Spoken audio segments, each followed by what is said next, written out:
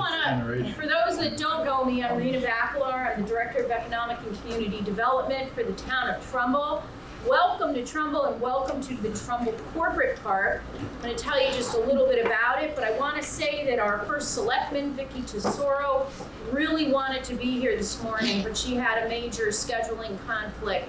So we told her, you know what, she's in demand and we'll be okay without her, but she wanted me to thank you all for coming and let you know what she always likes to tell the business community.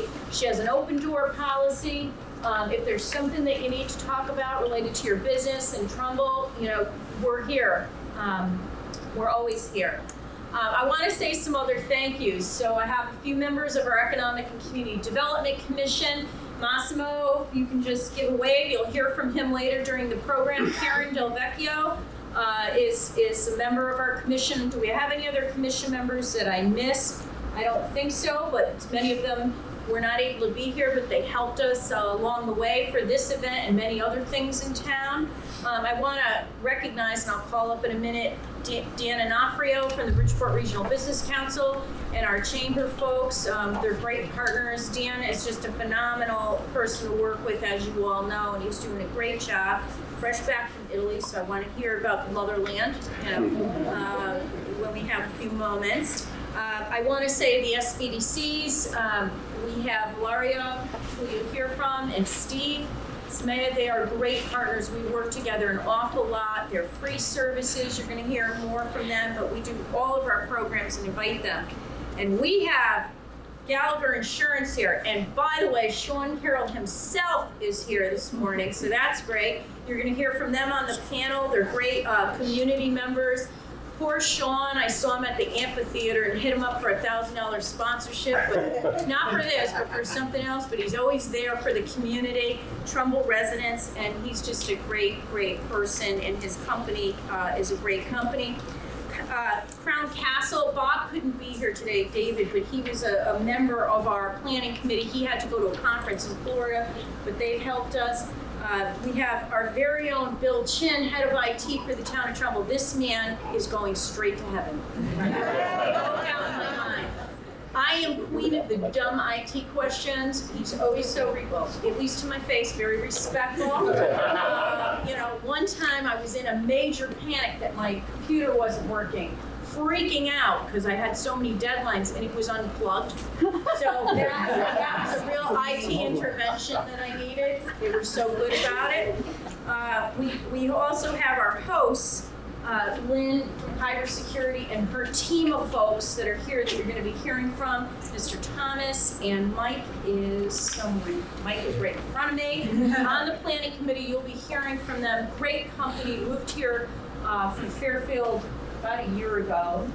We are thrilled to have them. Very creative people on top of being very good at their world of cybersecurity. Gia, where's Gia? Okay, so Gia Mantello is finally a full-time employee of the town of Trumbull after thank God. She's a force. She's doing a great job, and I'm delegating a lot more things for her now that she's full-time, and she just does it with a level of maturity and professionalism really and truly beyond her years. So I'm delighted to have her on board, as is the entire town. I think Vicki would echo those sentiments too if she were here to echo them. I want to tell you, I wouldn't be, did I miss any team members? Let me just make sure. I'm looking. I think I covered all of our team members and their organizations. I want to make sure, as part of my role here, to tell you a little bit about the Trumbull Corporate Park. In 2016, when I started here with the town of Trumbull, we had almost 500,000 square feet of vacant space in this corporate park, or coming vacant. Unilever had downsized their footprint in the corporate park. This used to be a Unilever building. And, you know, as a result, we really took on a planning process to mix uses, bring in some different kinds of businesses here to reactivate the corporate park. We still have more work to do, but Make-A-Wish brought its Connecticut headquarters here, expanded it. If you haven't connected with Make-A-Wish, is there anybody from Make-A-Wish here? I know they're going to try to come today. you have to see what they've done there. Unfortunately, they had a little bit of a flood recently from their sewer septic system, and they're cleaning that up. But if you go in this building, it is like where Disneyland meets Dave and Buster's. It is an incredibly special place. They bring families and their children in that are going through treatments and stuff for special events. It's just incredible. They're going to have a walkathon in May, I think it is here. If you drive into the corporate park, you go under a bridge. It's a cement overpass, above you.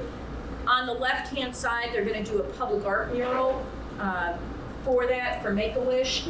We just it's a little delayed because getting the parameters from DOT, Department of Transportation of the state, that was like an act of Congress, trying to get the parameters of what can go on a public art mural and what can't. But we now have that, and they're going to be doing some creative work to figure that out. And it's going to be a really cool entryway, I think, for the corporate park, so it'll pop.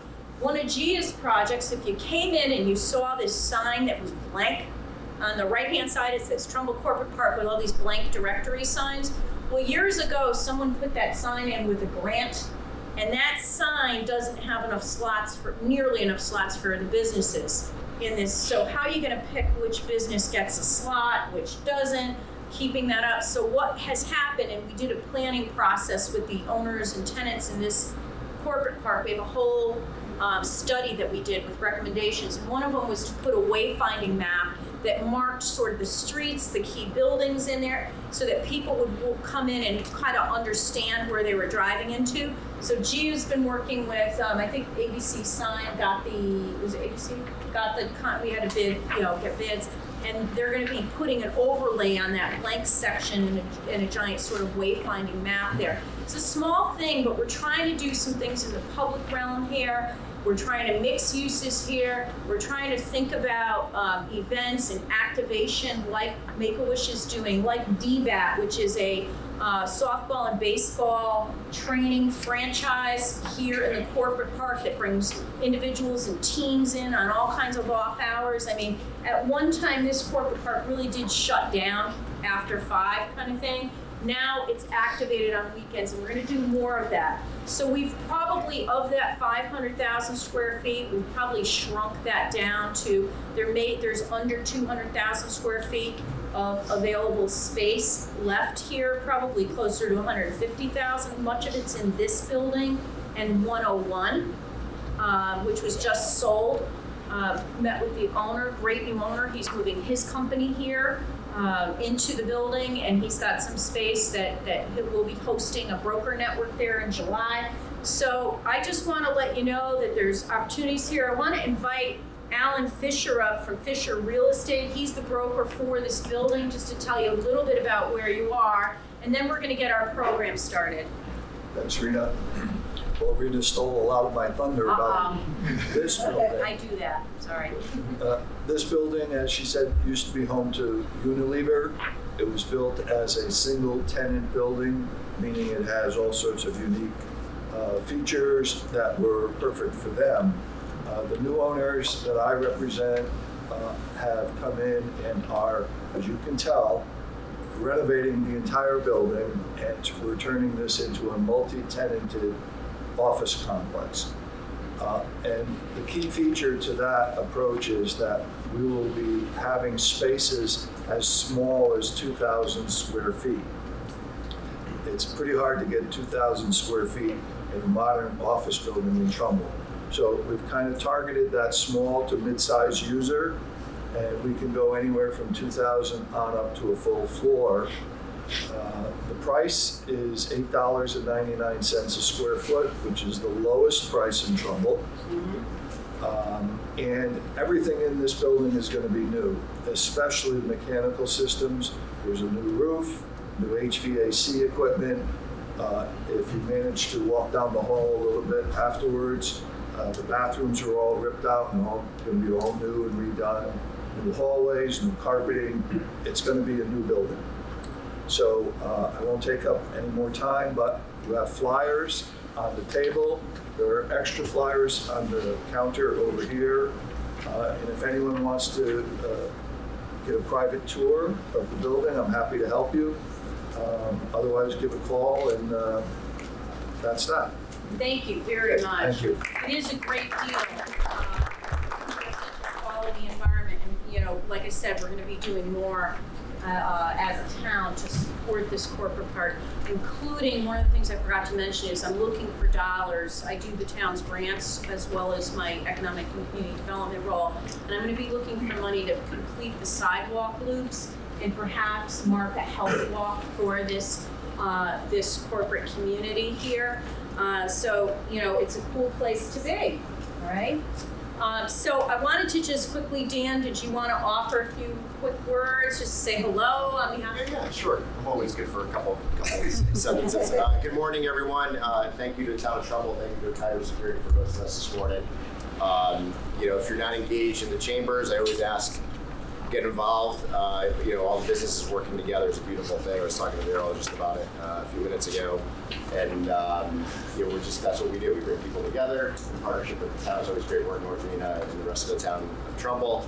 I did just want to acknowledge a couple of chamber people here. Jay Kiley's here from the Trumbull Chamber. Fred Petrosi from Webster Bank could not be here. He's our current chair of the Trumbull Chamber, but he did send his regards. And let us know how we can help and support you. One quick story on the cybersecurity stuff. Right when the pandemic started, we had one of our small to mid-sized businesses had an attack. And it cost them well over $2 million to recover from that. Okay? Many businesses don't survive after that. They ended up selling the business shortly after. So this conversation is very, very, very important. We're happy to have Kyber and Mike to talk to that, and AJ Gallagher, who's going to talk on the insurance side, and some other experts in this field. So take it seriously. It does happen, and it's a good conversation just to understand and get educated on what check boxes you need to think about. Okay? Thank you. Good morning. Thank you. All right, without any further ado, I'm going to invite Lynn Sousa up from Kyber. She's the CEO. She's a creative and fun and exciting person. I remember my first meeting with her, and I was like, she's a force, really and truly, for positive energy and intelligence and so forth. So welcome and thank you, Lynn, for you and your team and all the partnership today. Great. Thank you, Reese. All right. I rarely ever speak from notes, but my brain's a little Swiss cheese lately. So first, a couple housekeeping things. One, if you are having trouble hearing us, we are having a problem with the sound system, but another one just arrived. So please let us know, and we'll get it unboxed and hooked up. It's a small enough space, so I think we're okay, but just please keep that in mind. Secondly, if you need Wi-Fi, the Wi-Fi information I think you all saw is on the table. It's secure and fun. Usually we tell you not to join public Wi-Fi and all other good fun stuff, but hey, we're a cybersecurity company, so we know how to do it. So in this instance, feel free. You already met Alan. I can't say enough about this building. We looked at a few different buildings, and this was it. This was it. This was my dream. This is where I wanted to be. We came from Fairfield. My company was there for 35 years in Fairfield. Basically just kind of moved within like a 4-block area 3 times. And we left Fairfield and moved here to Trumbull last year, as Rena said, and it's been amazing. The support that we've gotten from Rena and the Economic and Community Development, Chamber, everyone, planning and zoning. I mean, I was there looking at blueprints at one point. It's just been, it's been amazing. A year here, I've met and done more with the town than 20 odd years that I was in Fairfield. So I thank you, and I thank your team and the entire town of Trumbull. I'm very happy and proud to show you what we've done here. So after this is over, please grab me or Mike or Bob, any of us, and we'll be happy to bring you in and show you around. It's not, one big space so you'll almost see everything, probably 5 minutes out of your day. I said all that. lastly, you guys are what we call in the software business our alpha testers. This isn't even beta, which is why we have a mic issue and some other stuff. This is our first event we're hosting here. First event of what we hope will be many, many, many events. So we appreciate your patience. We thank you very much for being here and helping us work out all the kinks for our events to come. And that's really all I have. So again, I'm Lynn Souza. We're very excited about the construction going on, and we're really happy. As one more thing, as Rita said, this area is so great. We're actually doing a 5K next week. A group is going at 7 and a group is going at 5:30. We're celebrating May the 4th be with you because we're big nerds and that's what we do. So on May 4th, I got medals, those Darth Vader medals for everybody, and we're going to do a 5K around. And it's just a great environment. That's It awesome. really is. I was driving around at 6 or 6:30 yesterday when I left here, and there was like just people walking.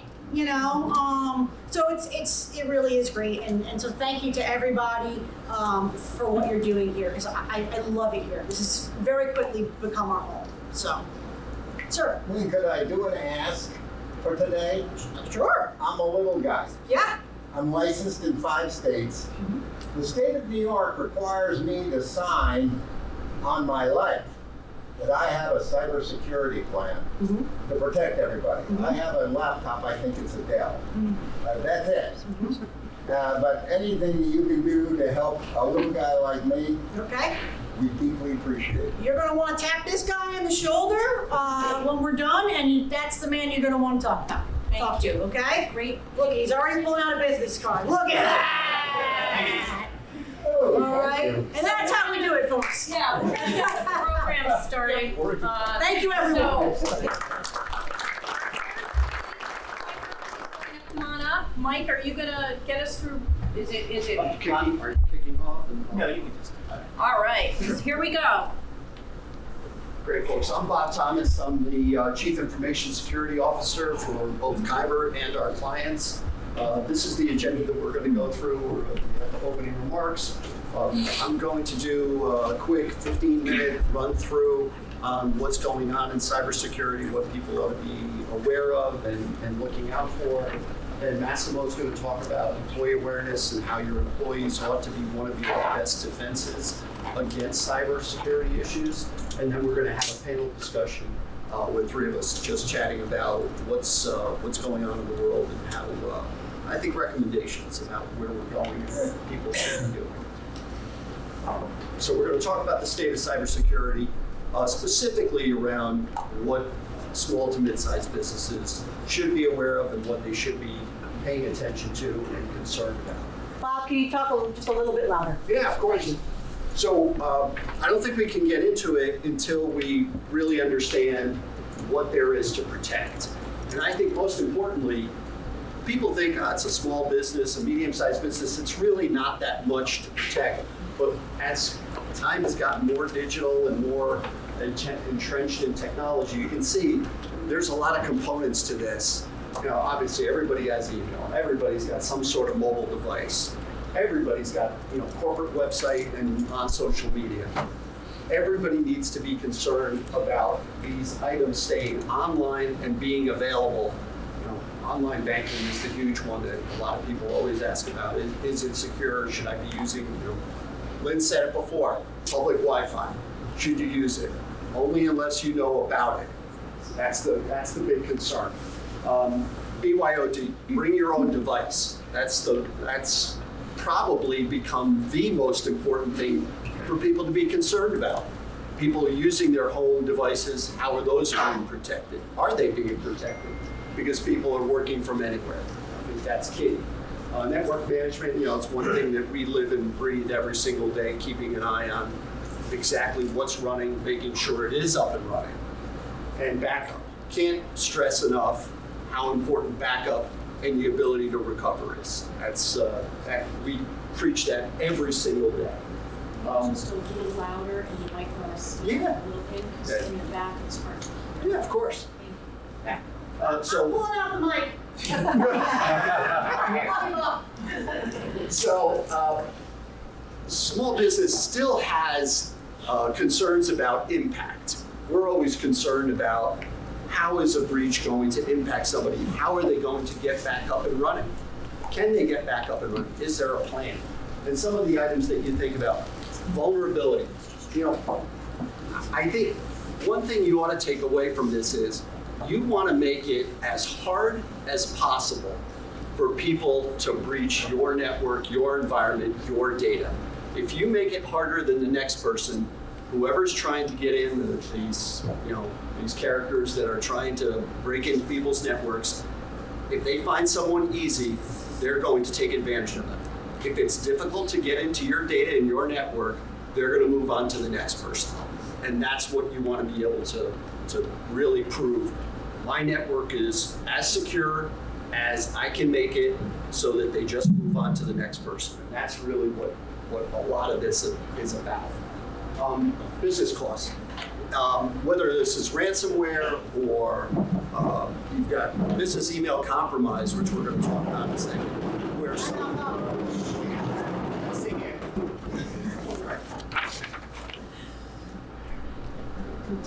So business email compromise is someone's ability to basically get in the middle of your email and start redirecting traffic, looking at your email, reading what's going on, trying to get you to do something, transfer funds to the wrong place. These are pretty typical. So the cost of that is, here's something.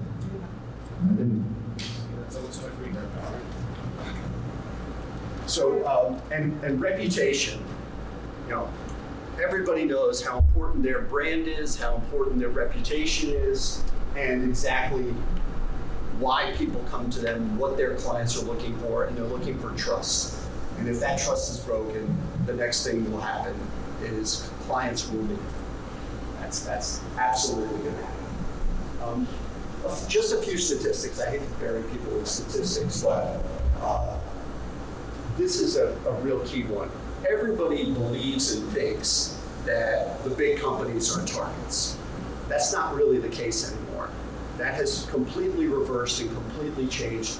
43% now, which is a ridiculous number, but of small to mid-sized businesses, it's 43% of them that are targeted by the criminals. And this number here really caught me by surprise because this is focused on small to mid-sized businesses as well. 125 to 250,000 as a typical breach recovery number.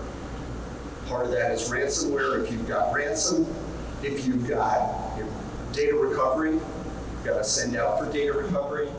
The real issue is these numbers really, really grow quickly, and you've got to have a backstop to be able to protect them. And this is the scariest number of all. 60% of small and mid-sized businesses that get hit with a breach go out of business. And that going out of business, we didn't even put the little tag in there. It's between 6 and 9 months is the typical number that they just don't survive. We talked a little bit about that before. Well, you gotta hold that closer. Yeah, it's We can't hear you back here. Yeah, no. So what is a data breach? And this is everything that somebody should really understand about it. It's when someone gets access to your data and not only gets access to it, but they're compromising that data and using it. Sometimes they're selling it, sometimes they're using it as a ransom to be able to get you to pay, and they say they won't sell the data. That's another problem. But anyone at any level is really at risk for a data breach, and that's what we've really found over the last probably 3 years since COVID and a lot of remote working. It's become a real big problem. These are the types of information that people ought to be concerned about. We've got personally identifiable information. People could be credit cards, could be social security numbers, items like that they should be protecting. If it's on your laptop, we talked about a laptop before, ought to be encrypted. That data should not be in clear text. Laptop gets stolen, that information is out there to be harvested. That's a real big problem. Protected health information and electronic PHI. Protected is You know, you walk into a doctor's office, everybody signs consent forms. Those consent forms say that they're going to protect your data and that it can be released. While they're transferring data between offices, are they doing that in a secure and safe manner? Are they sending it via encrypted email? Are they sending it via secure transfer? Those are things that really have to be top of mind with people, and what type of data you're really carrying around, accessing on a daily basis. These are just things that I think about when you talk about data breach and what happens. You know, delay in operations. You can't actually function because you can't get access to your data because it's encrypted. What do? I pay the ransom, I go to backup, hopefully my backup's been tested. Can I restore? Can I get back up and running? How long is it going to take me to get back up and running? That's key to me. Steep fines, and we're going to talk a little bit about this in a minute as to what the state attorney's office does on fines for information that gets lost in the wild. Loss of business, I mean, this is the first thing that people should think about is their brand and exactly how they're protecting it. Are they going to lose clients because they didn't protect the data? So clients don't trust you, they leave. New clients don't come on board because your reputation's been damaged. That's real business impact today.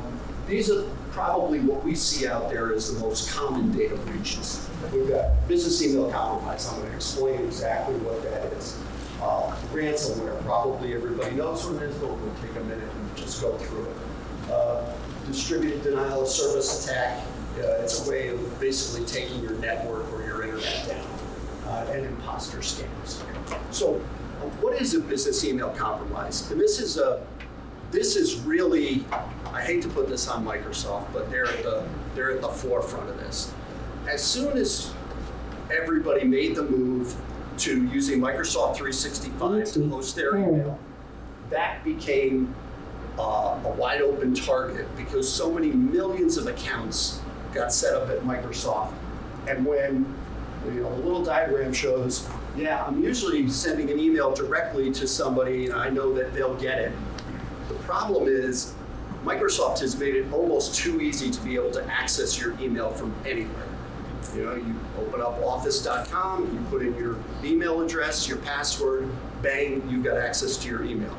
Well, somebody else can have access to your email that quickly and that easily, especially if you don't have multi-factor turned on. We're going to talk in a second about multi-factor. Somebody cracks in using your credentials, maybe they bought them off the dark web because your credentials were sold at some point, and they can get into your email, and now they're watching your email, and you don't even know they're in there unless you're monitoring for it. That is the big thing that you have to be concerned about. They're reading your email, now they're figuring out, okay, you do your banking with M&T? Oh, okay. Let's set up an account at M&T and let's transfer money, and they can get, we actually got called in to somebody that got breached down in Fairfield, and that's exactly what happened. They sat there and watched traffic, and of course they watched the practice administrator for this medical practice, and they watched the traffic, they created a wire transfer between accounts, and then offshored the data. 2 hops later, there's $100,000 involved. That's a very typical way that they watch what's going on in email. Right up their mouth. So let's talk a second about ransomware.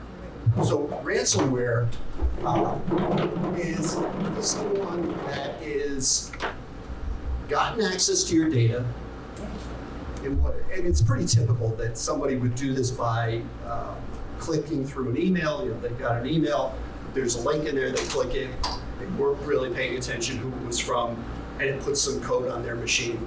It may sit there, runs off a calendar, and all of a sudden, bang, one day you walk in and it said your files have been encrypted for your protection. Well, yeah, for your protection, except they're asking for, you know, a $40,000 ransom to unlock those files and give you access to those. That's really what ransomware is about. And your best protection against ransomware is having a good backup and a tested backup.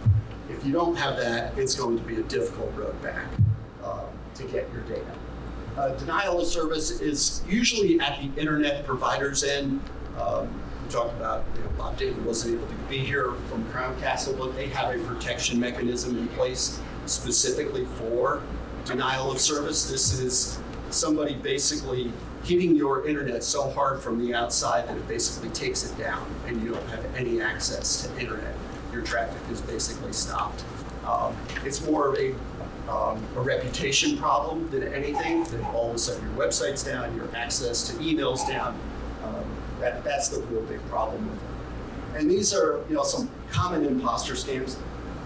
Many folks may have not heard about these, but you fill out a form, you want to rent an apartment, all of a sudden that form is out in the wild because they didn't protect the data. Now you're getting inquiries from people that you don't know that want to help you rent an apartment. Click this link, fill out this form. They now have your personal information, and now they're opening credit cards on your behalf. Fake Microsoft employees. Probably everybody's been called by one of these employees that says, hey, I found a virus on your computer. I want to help you clean that. Yeah, just give me your credit card, or let me have access to your machine, and before you know it, bang, they're on your machine deploying something else. Hurricane donations, it could be any massive problem. It doesn't have to be a hurricane. That people are looking for donations, they're trapping credit cards, and what are they doing with those credit cards? Nefarious behavior. The Google Voice scam is you try to buy or sell something on the internet, and you're using an ad via Google, and somebody says, oh, just give me your authentication code. I want to verify that you're a real seller. They take that, they set up an account on your behalf, and now they impersonate you. And CEO impersonation, everybody's heard about the story. Oh, just buy 10 gift cards for $100 each. I want to reward my salespeople, and just give me the PIN codes. Well, that's money lost as soon as those PIN codes are gone. That's history. One thing that everybody should know about this was instituted a couple of years ago, the Cybersecurity Safe Harbor Act. This is specific to Connecticut. There are 2 other states that are actually involved. The idea behind this is if you put a real security plan in place and you've got real tools protecting your data and your environment, you are not going to get assessed fines and penalties by the state attorney's office. These are the 5 typical frameworks for cybersecurity that you should follow. One of these will put you in their good graces. Even if you're breached, you won't get hit with fines. That's the idea behind this whole program that they put together. They're trying to entice people to put in real cybersecurity and really do the right thing to protect themselves and protect their data. So this is a great program that was put in place, and we're going to talk for a second about NIST cybersecurity framework, which is something that we follow. And it is a defense in depth strategy where you have layer after layer of protection. Gets through one, there's something else to stop it. Gets through another, there's monitoring taking place to be able to trap it and defend against it. And we talked a little bit about penalties, what are the fines? The fines are substantial. Take those and multiply them by the occurrence or by the records that would be lost. So if you had somebody that has 1,000 records, look at the numbers that these could easily start gaining traction with. 100 per occurrence, 500 per occurrence, and then you've got obviously civil penalties if you've compromised somebody's data, and they can then come back and sue you for that event. So all these penalties could be avoided if you had a cybersecurity program that follows one of those frameworks in place. And this is the NIST framework. It is best practices. That's the idea behind it. This is not a compliance. This is not HIPAA with a hammer. This is you follow guidelines, best practices, and you become in alignment with it. It is across all different industries. This is not specific to medical or financial or anything else. It is generic in form. And I think it's really a way for people to understand across not just IT, but business management, how to understand and roll out a technology plan. And these are the pieces that make up that framework. Obviously, you have to identify what you have. You got to figure out a way to protect it. You've got to detect if there's a problem.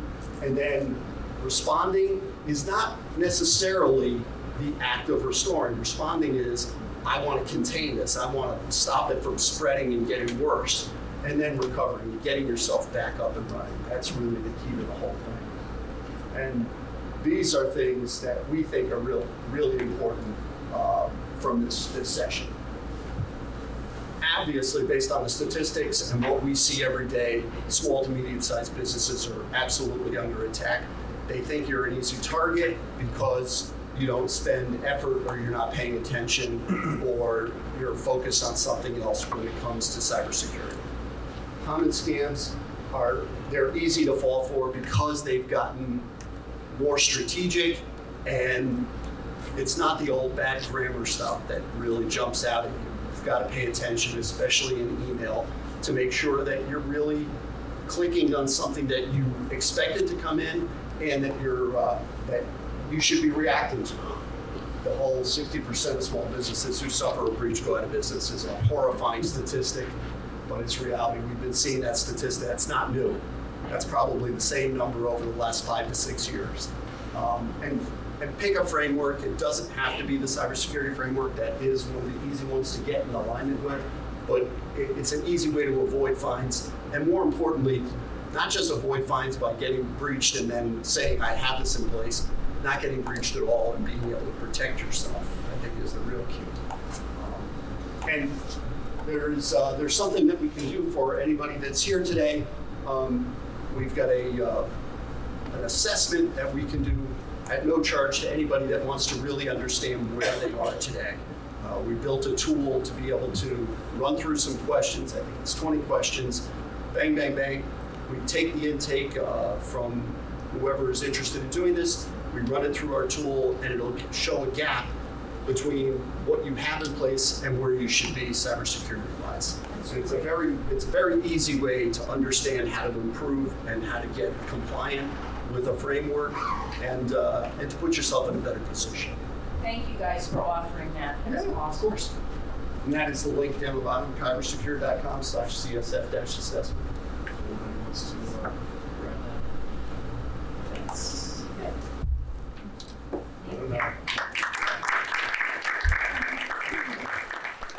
Special thank you to Bob, who obviously had to deal through that and was under the pressure of my bell that was going off. So thanks, Bob, for rushing through 97 slides. And it was like 16 and a half minutes. I told him he had 15. Good work. I saw a hand. Can you go back to that link for the Gia's gonna send out link. Yeah, Gia sending the link out in the deck with other So resources. as long as you signed in when you came, make sure you left your email, okay? And next, bring up Massimo, who's going to talk a little bit about employee awareness training and how to keep your people vigilant. All right. Told I have 15 minutes. I have 25 slides, so we're going to fly through this. But You heard the bell, you missed it. yeah, keep that bell loud and clear. The good news is Bob covered a lot of the content that I'm going to go through, so we'll be able to get through this quickly. My name is Massimo Malazzi. I serve on the Economic Community and Development Commission for Trumbull. I'm also VP of IT for Paris Baguette America, which is a bakery cafe chain in North America. So we're going to talk a little bit about employee awareness. Bob talked a lot about what infrastructure and platforms should be put in place to protect your organization and your network from cybercrime. I'm going to talk a little bit about why it's important to make sure employees are aware of the risks, why training and employee security awareness is critical to the business.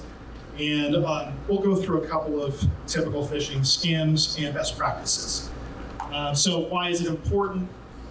It goes without saying, if individuals are keeping this top of mind, it protects your own identity, it keeps your business network safe, it mitigates risks with business email compromise, like Bob talks about, etc. From a business perspective, again, you're always trying to mitigate the potential for breaches and infections. From a compliance standpoint, meeting regulatory compliance. In some businesses, it is required. It can also drastically decrease your cyber insurance premiums, by the way, if you have these plans in place. And then overall, from a business efficiency perspective, if you're mitigating breaches, you're keeping your network clean. You're essentially keeping your productivity high by not having outages in your system. So, sounds simple, right? Everybody should be aware of cybercrime these days, but the reality of it is these statistics here. I know it'll be tough to see in the back. One poll that asked questions. Over a third of workers know they've been hacked, but never bothered to change their passwords. 1 in 2 people admit that they click links in messages from senders they may not know, and 2/3 of people or workers have received at least one phishing email. I think probably, I would think that's even higher. But so this is prevalent. It's critical that employees, this is top of mind, security first is one of the mantras we talk about here. All the platforms in place are not going to mitigate it if your employees are not aware of this.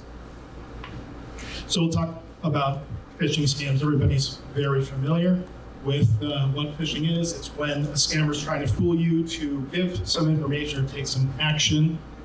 So we'll talk about a couple of the different types of phishing scams. The most obvious one is the email phishing scam. Probably get one of these almost every day of your life, whether it's in your personal email or your work email.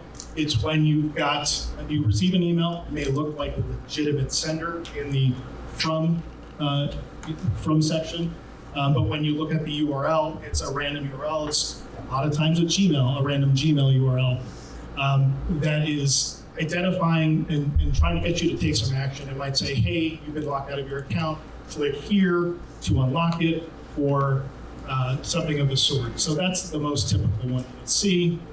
Similar to that, spear phishing or whaling scams, where this is a little bit more robust and a little bit more, they take more time with this, where they may have gotten access to your email, learn about you, learn who you work with, and it's a little bit more sophisticated.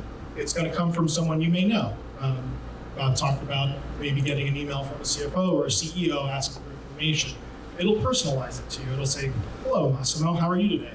And it's going to have some call to action to it, like the most common one is, hey, I just changed bank accounts. Do you mind changing my account information in payroll so I can get my paycheck to my new account? A lot of times these are targeting high profile people like CEOs, which is why it's called a whaling scam. This happens. I can tell you from my experience, I probably see this once a month. Emails like this come across. Smishing scams, SMS or text message, getting more common. People will see these, but the issue here is, text message you don't perceive as a threat. So when you receive a text, you're typically looking at it quickly, responding quickly. And it's a risk. It's an opportunity for scammers to send you a text message. You may not be as adept at looking at who's sending it, and you might reply or click a link in your text message, which is bringing you to some type of lookalike website to ask you for information. Google search. These are a couple of less common scams, but they're out there and they're prevalent. And even in Google search, there are hackers out there, there are scammers out there that spend a lot of money in search engine optimization to try to rank high on your Google search. It may look like a valid site that you're searching for. In this example, it's Venmo. I don't know why I would go to a website Venmo, but so it looks like it's a valid site. But if you were to click on the URL or hover over it, it's actually a generic site, or it is something that is not reminiscent of the site you're searching for. Social media scams. Anybody's on social media, Instagram, Facebook, even WhatsApp, you may have seen this. You get a random friend request. It may be the name of somebody that you know, and you say, hey, I'm already friends with this person. Or you're getting a follower on Instagram, or you're getting a random text on WhatsApp. The initial request is they're not taking anything from you, right? When you accept a friend request or they follow you, what they're trying to do is become your friend and then play the long game. After you're friends with them, they are trying to get information from you to set up a scam in the future. So I'm sure a lot of you have seen this. QR code scams. Surprisingly, QR codes are simple and easy to use. You scan it to get some more information on the business that you're seeing. What we are seeing today now, in some cases where scammers will actually create a QR code, stick it over the existing real one, and drive you to a website that may be a lookalike that is asking you to sign up for a loyalty program. And in actuality, you're giving them your email and password, if it's the same password you use over and over, and they've got your information. Wow, I never heard of this. I've not seen it specifically, but yes, it's happening now, which is quite scary. And then Bob did talk about the voicemail phishing scams, where you'll get a call. I've gotten this half a dozen times over the past 2 years. I get a call from the IRS saying, I owe back taxes. Really, I didn't know that. Please call us back immediately to give us your credit card information to pay your back taxes. Typically, you're not going to ever get calls like that. So we'll talk a little bit about best practices, right? There's so much out there. There's so many scams out there. You're seeing it every day. Typically, scammers play on your emotions. There's a sense of urgency around what that action needs to be, and if it's coming from your CEO, it might cloud your judgment. You might be concerned, saying, hey, I better get these gift cards to Darren because he asked for them, or he's in a bind, he's traveling, he had lost his credit card, I need to send him credit card information. This actually happened a couple of months ago in my company where he got an email that looked like an employee from our organization. Switch that. An employee received an email from our CEO saying, hey, I need credit card information. Can you just send it to me? I lost my card. Your sense of urgency there, it's your boss. Typically, you're going to take action. So always take a step back, think about the action, call and verify. You know this person, you've heard from him, this is an odd request. It takes a minute to call and verify with that person to make sure you're talking to the right person. With phishing scams, this is an easy one. And this is one that I always tell my employees, is they'll forward me emails saying, hey, is this legitimate? Well, all I'm doing is hovering over the email address and saying, well, it says it's Bob Smith, but it's 01923@gmail.com. No, it's not legitimate, just delete it, right? So looking at any link you get, if you are not absolutely sure you're supposed to be receiving this from a vendor or a coworker, and you get an email with a link on it, all you really have to do is hover over the link, look where it's going. If it looks suspicious, don't click it. If someone really is legitimately trying to work with you and you don't respond, or you don't click on that link, they'll follow up. I promise you, they'll follow up. Multi-factor authentication, Bob touched on this. This is one of the best defenses if you can utilize it, and I would recommend doing it for any platform that offers it. We'll talk about that in a minute. Another thing, look at the style of message. Oftentimes when you receive these emails, even if they look legitimate, grammar may be off. There might be some special characters in the sentence that don't make sense. If it doesn't make sense, if it looks suspicious, it probably is. And always ask questions. Password protection. Everybody is annoyed with this, right? Hate having to change my password, hate having to be complex, I can't remember them. Here's why it's important. 8-character password. Hacker, take about an hour, crack it.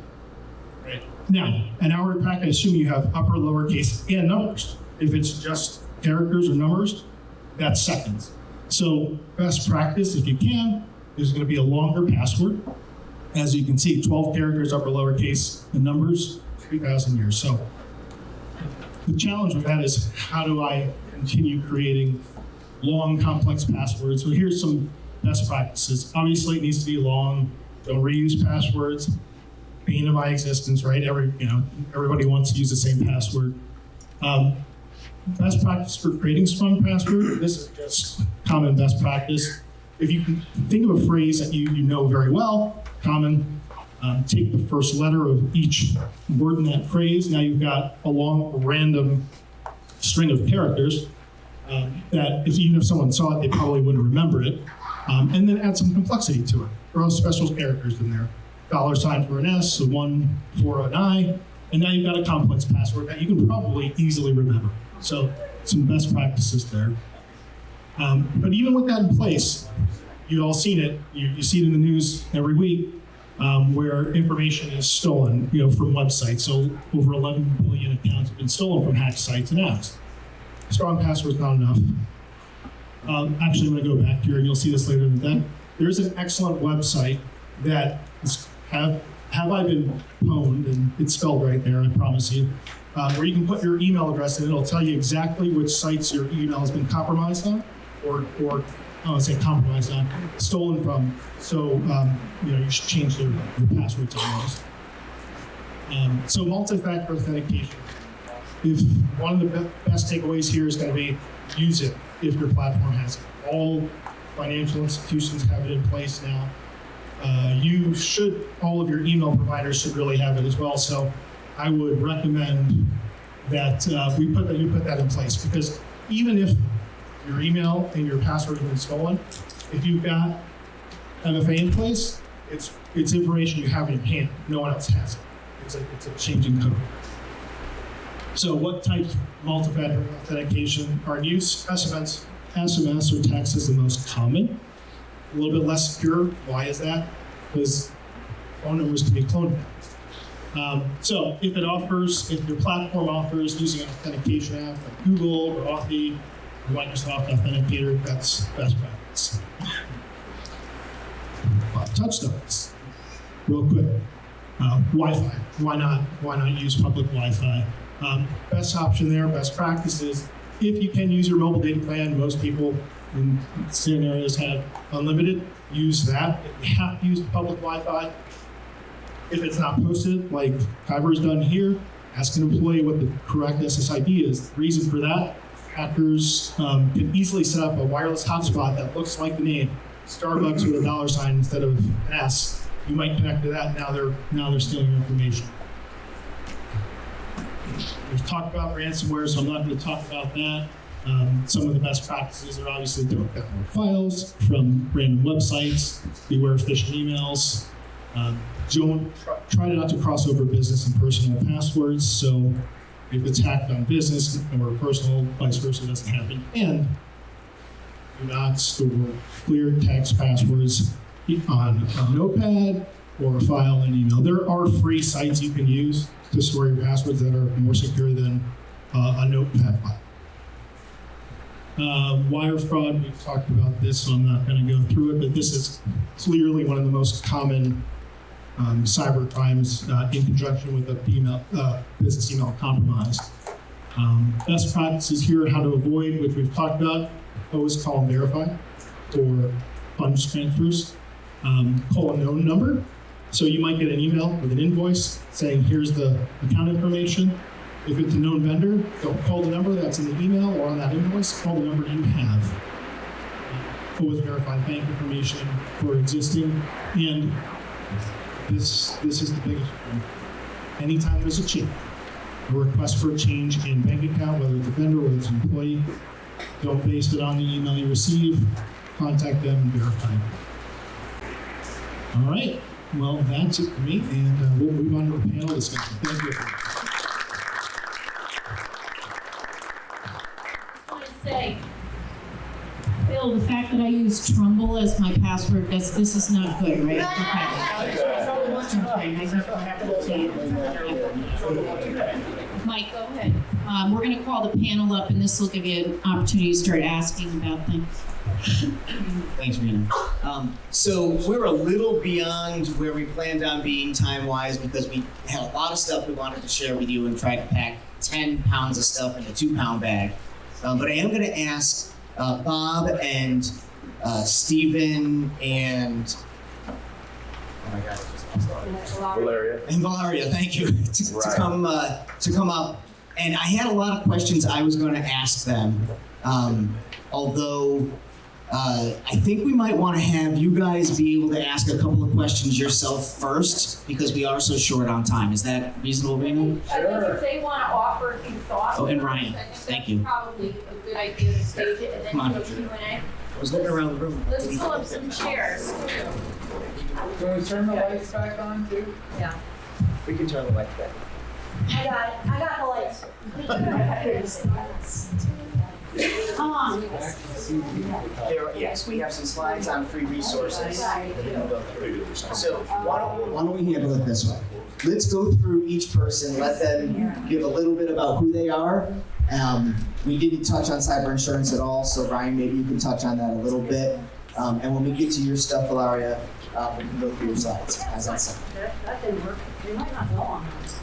I'm improvising because we're out of, this isn't gonna make it all the way over. So how about you just come over here? Well, good morning and thanks for having me. My name is Ryan Kelly. I'm with Gallagher Insurance, the corporate insurance guy for the day. But a few quick thoughts on cybersecurity as far as insurance goes. It's really changed a lot in the last few years. I've been in the industry for about 7 years now, and 5 or 6 years ago, it really started to pick up some steam. And at the time, I know we're going to touch on the application process today. All we needed to know to get a quote was, what kind of business do you have? What's the name of the business? What are you doing? And what are your revenues? And you get $1 million quote for $1,000. And boy, that has changed, because now the applications are much longer. At least one application, probably 2 are required. And you heard a lot about the controls from Massimo and Bob already, that you need to have these certain controls in place to even have options to purchase the policy now. And at the end of the day, it's really just protecting your business. It's all about risk management, implementing multi-factor authentication, EDR, endpoint protection, response systems in place. That callback provision that Massimo just mentioned is a huge one. But the cybersecurity market's changed a lot.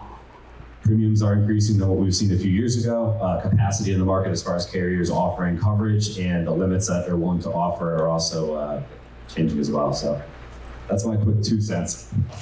Thanks, Ryan. Appreciate that. We've heard quite a bit from Bob so far. Valeria, why don't you give us a little bit about the stuff that you wanted to share? We have the slides here. If you want to click through them, or do you want me to Sure, the that's fine. Right arrow gets you. Great. Good morning, everyone. My name is Valeria Viscelli, and I am with the Connecticut Small Business Development Center. We are quasi-government organization. We're funded by federal dollars through the Small Business Administration and by state dollars through the Connecticut Department of Economic and Community Development.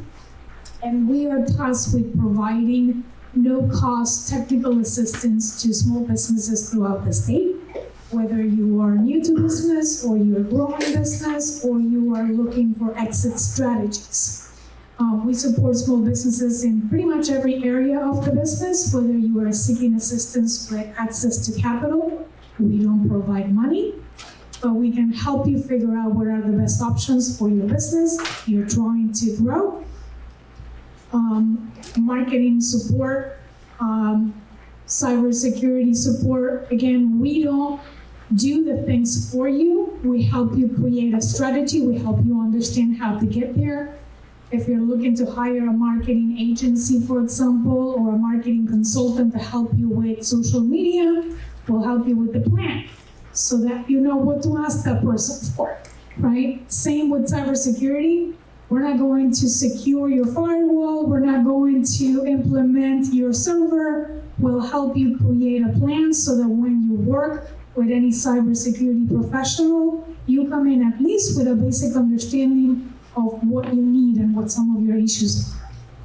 So to that purpose, we have what we call the Data Assured program. This was created at the national level by America's SPDC, by our national network. And it's basically a cybersecurity workbook that walks you through the cybersecurity framework standards that Kyra was mentioning during the introduction. Step by step, we can help you understand some of those vulnerabilities that you may currently have, what you need to protect, and then support you in establishing the foundation so that when you come to work with a professional, you understand better the conversation that you're having. So we'll talk a little bit about cybersecurity passwords. So I'm going to skip that, except for the resource that's in there. That is, there's a resource where you can securely test your passwords. So if you have, a favorite password that you're using all the time, please stop, right? Don't use a password all over the place, the same password, right? It's really dangerous to do that. And in the handouts that you have, we included a few resources for apps and for different things that you can use that are like recommended at the industry level. Some are free, some are very low cost, again, because they're, with small businesses in mind. So you can use some of those resources in the folder, in the handouts, to get password managers, for example, so that you don't have to remember 50 million different passwords, because that can be different. That's why people get lazy and use the same password everywhere, right? So use a password manager, right? So that you can create those more complex passwords without having to remember every single one of them. We just covered this with that great website. Also, if you are not sure how good you are at detecting phishing and you want to understand that, whether for yourself or for people in your team, right? Maybe you think, okay, I'm a little more aware of it, but I don't know how well my team knows these things. Google has a great tool that walks you through different phishing scenarios. It's free, and you can understand it a little better, and you can help your team understand it a little better. Because if you're great at it, again, your company is as good as the weakest link, right? So you have to keep that in mind.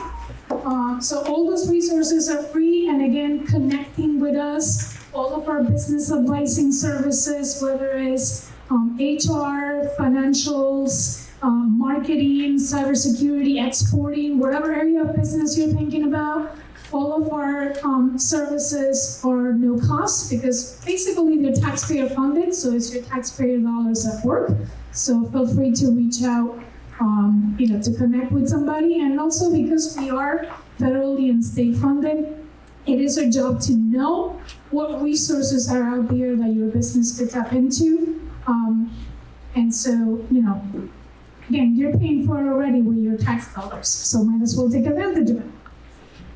Is that QR code safe? Oh, I'm sorry. Well, we created it, so I would hope so. Thank you, Valeria. So again, we had a lot of questions prepared for these folks, but we do have just a few minutes left. We want to be able to give you an opportunity to maybe see some stuff around the building, have a little more to eat because there's a lot there, and a cup of coffee, and maybe mingle a little bit. I'm going to ask each one of our panelists, even though I'm sorry we didn't actually have a panel discussion, if there was only one thing that you would tell someone to do. You can't say 3, you can't say 7, you can't tell a story. One thing, if there's only one thing you could do to try to protect your organization, what would it be? We'll start with Bob? Yes. Start with Bob. I just talked for like 5 minutes. That's fine, give you a break. Yeah. Let somebody else talk. Mike and I have this discussion a lot with prospects and clients. The easy answer is multi-factor authentication. But I think the one flaw that we see out there is people turning it on, but only turning it on for certain users. We took over an environment to support, and they said, oh, we've already got MFA. It's already in place. Well, they had 20 users with 5 accounts protected. And that's probably the worst scenario because they will find an account. As I explained before how this works, it's too easy for somebody to find your URL, just plug it in as an email address and start searching. You start searching through LinkedIn, through stolen password sites, and they will find their way in without multi-factor. So I think having it on all the platforms you can, and making sure all the users are actually protected with it, not just a select few. Great. The one takeaway I would say is just be prepared and be educated. We have a plan in place. We all know what to do if there's a fire. For instance, we're 3 years old, stop, drop, and roll, call 911. Well, what do you do when you log into your email one day and you find out that there's a message there that demanding $500,000 in Bitcoin to get your network back? Who do you call? So, reach out to your IT department, your IT cyber, and put a plan in place as well as your insurance program. So that's just my 2 points. What I would say is build your team. So if you you are getting a loan, right, you're building a banking relationship. You know that you need insurance for your business, right? So you have an insurance agent. So in the same way, build your team when it comes to cybersecurity, right? Work with somebody that you trust. You can start with the SBDC in terms of just figuring out the basics and navigating as to where you need to go, right? But just as you have your insurance agent, just as you have your lender, just as you have your attorney, just as you have your accountant, right? Keep in mind having somebody on IT as part of your team, because again, if something happens, you don't want to be scrambling at the last minute to try and figure it out. So, have that as part of your, your backup, right? It's like have people on your team. You have a business advisor, you have an accountant, you have an attorney, you have, an insurance company. Have somebody in your team on IT that if something happens, this is who I call, Ghostbusters, right? But for your cybersecurity problems. Thanks for letting me. So we have about 3 minutes for this panel discussion. Are there any questions? We can probably take 2 or 3 questions. You've got experts up here at your free disposal. I see a hand over here. Is there an advice on what is the most safest email provider? Is there one, or is it, you could use any email address and have all of these issues happen? You say AOL, please. Aside from AOL, right? I think you're okay. Yeah. So the question was, is there a safest email provider out there with the myriad of options of free and paid email platforms that you can use? So if you're trying to do business email, we've done a comparison between Microsoft and Google, since they are the 2 biggest platforms out there. And Microsoft won the security battle between those 2. They seem to have spent more effort, more money on development and having key features to be able to employ the best security on your email accounts compared to anybody else. Anybody knows about Rackspace? Rackspace was a huge hosted email provider.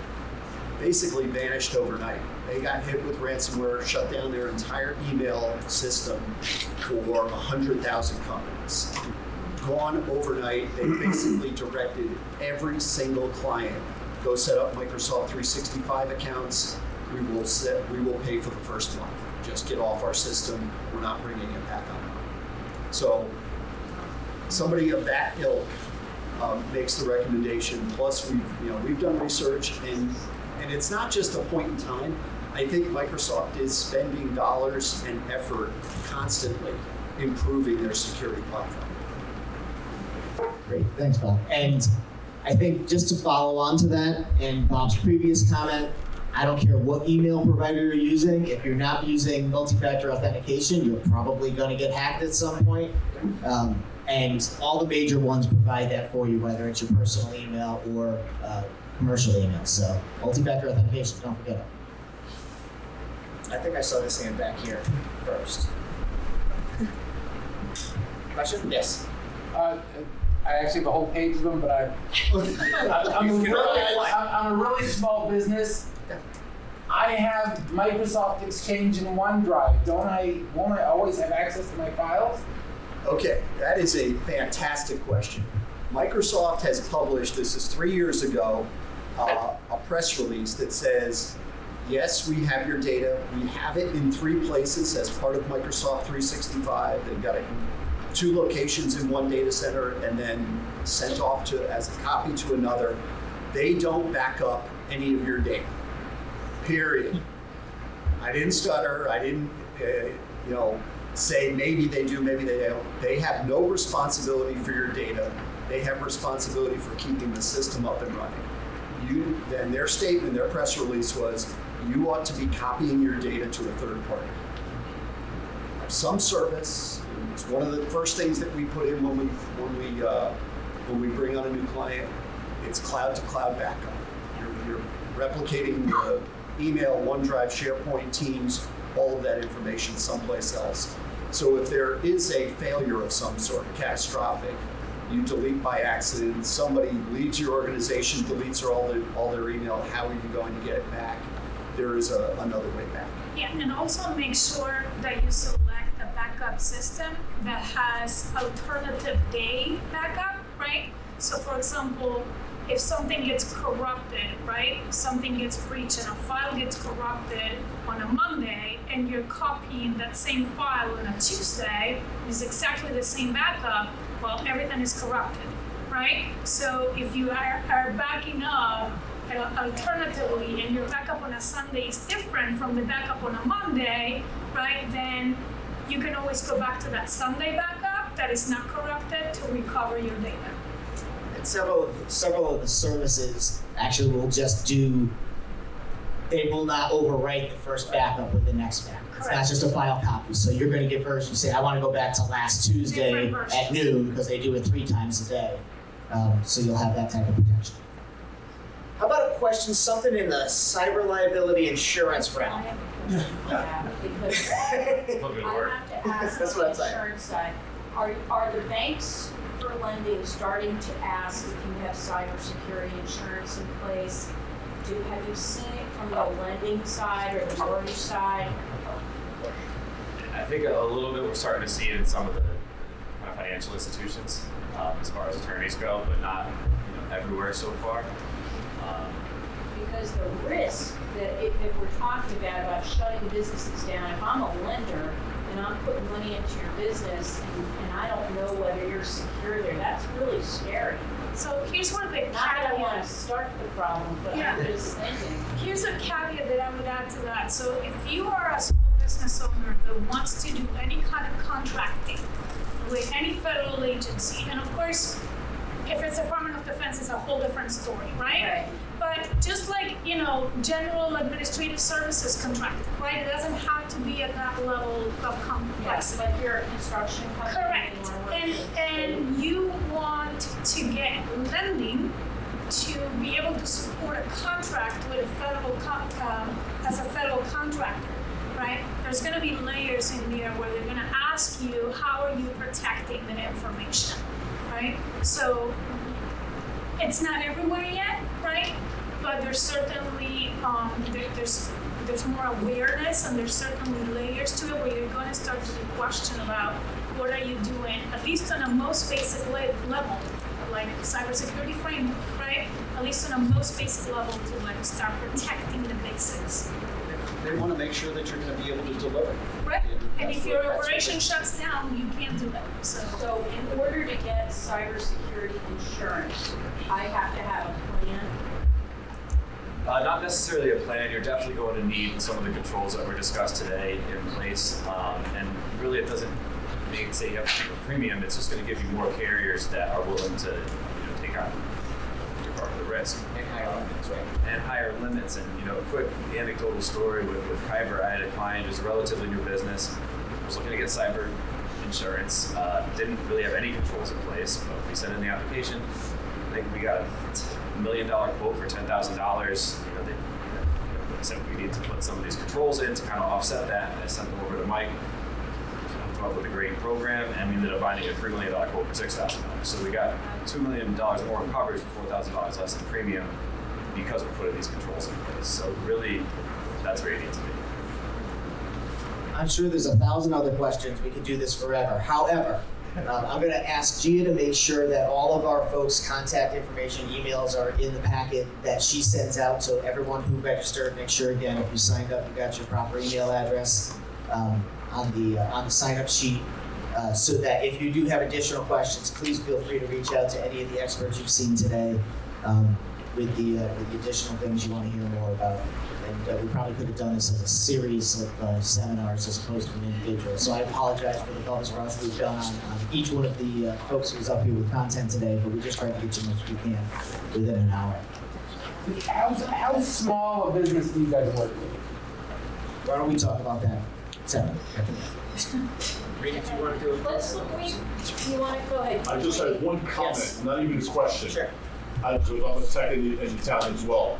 Never mix personal stuff on your work revenue generating computers. If you put that first control in place, you will eliminate, you and your employees, half the problems or more. Never do your personal stuff on a work computer. I'm just throwing that out there. Yeah, and at a minimum, because with the whole COVID work remote, people started using their home machine to connect. If you have to do that for some reason, for a business purpose to keep yourselves operational, put the same controls on that computer that you would have had on any commercial computer. The same things, the multi-factor, the advanced threat detection, the DNS filtering, et cetera, et cetera, et cetera. Okay, Rita, do you want to do a close? I think, I just wanted to say that all of our journalist biographies are in your packets with their email. I will send those out to you as well, but if you need them today, they're there. And I think, thank you, Gia, for all your organizing and communicating. I just want to, I am like terrified and blown away at the same time. I mean, I didn't know, and Bill does an incredible job. We all want to kind of kill him because we have this Barracuda system and we have to put these codes in and all sorts of stuff. Everybody is so annoyed at work because it really is cumbersome. But he is protecting the town and teaching us an awful lot, and you know, he does a great job. And anytime something odd is happening, he always lets all of the employees know so that we can be aware of it, and it's upped our awareness, I think, for our personal stuff too.